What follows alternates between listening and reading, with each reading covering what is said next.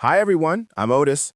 In this video, I will guide everyone on how to use this bot to control and manage hundreds of Facebook accounts, helping us send messages to hundreds of different Facebook accounts. First, we will access this bot, and here we can see that it manages a lot of different accounts. Next, to send messages, we will go to the messaging section. Select the messaging function.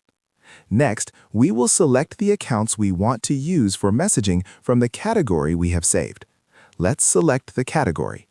Next, select the accounts you want to record or perform actions with.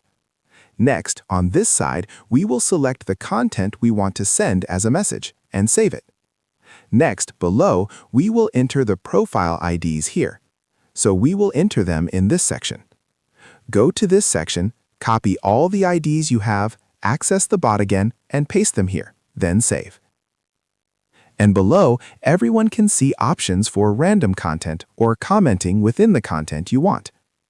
And above is the section to check the number of profiles we want to message. After everyone has completed all the above steps, we just need to click Start.